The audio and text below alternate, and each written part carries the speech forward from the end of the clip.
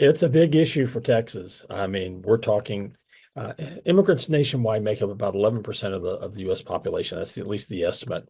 About 5 million of which live in Texas. The state, our state, is home to at least somewhere between about 1.4 to 1.7, somewhere in there, undocumented persons. That makes us number two behind California.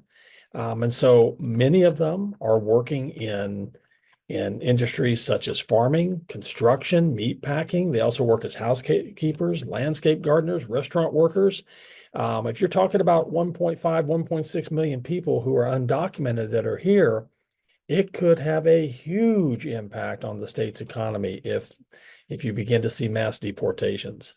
I think a lot of it has to do well with just politics in general, the idea that's been ramped up, that people who are here unlawfully are somehow impacting and creating crime issues and in fact committing crimes that in a way that is is horrific or scary. The interesting thing about most undocumented migrants, at least in Texas, is that the vast majority are not criminals. In fact, data seems to suggest strongly that they have a lower rate of crime than legal residents. The reason why is, again, because they don't want to get caught. They're here to basically have a better life. Yeah, are there going to be bad elements? Absolutely. And that's where, much like the Biden administration before them and Trump before him, and before Trump, even Obama, deportations were occurring, and they're occurring primarily with people who have been convicted of crimes, particularly violent crimes, being basically deported out of the country. Cripple the Texas economy. In fact, there are estimates that have been made about Texas being hit probably harder than most states. Primarily, we're talking about construction workers, among others. We're talking about, again, various other industries.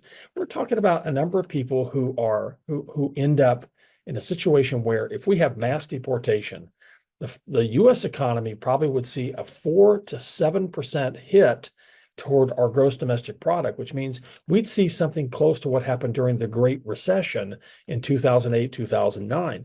You would likely see an increase in grocery prices, milk, whatever might happen, because without migrant labor, who's going to do that? The answer is, well, somebody will eventually do it. Yeah, but it'll likely lead to higher prices initially. It could very easily, because of the number of undocumented who are construction workers right now. You could end up with a situation where things are going to get slowed down big time because of mass deportations. I mean, there's a real worry that in what is one of the fastest growing states in the United States, Texas, and in particular, the fast growing cities are on the I-35 corridor between San Antonio and Austin, it can have a tremendous hit. I mean, there is a real concern that you could end up with so many people being deported who power the construction industry, that our construction industry may not necessarily come to a halt, but it most assuredly would slow down precipitously and be very noticeable in terms of how long it takes for a construction project to finish to how long it takes to have a home built.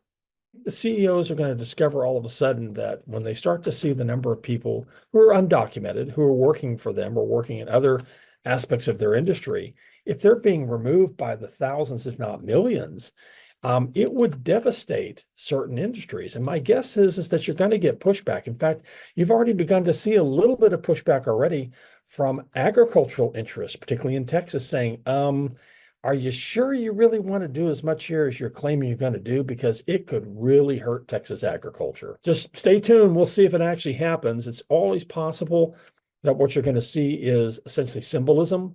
Deport the people who are the violent criminals who are currently in, say, Texas state prisons or federal prisons. And then let's see what happens after that. If all of a sudden, particularly migrants that are in key industries, yeah, maybe we're going to take a bit slower approach to that.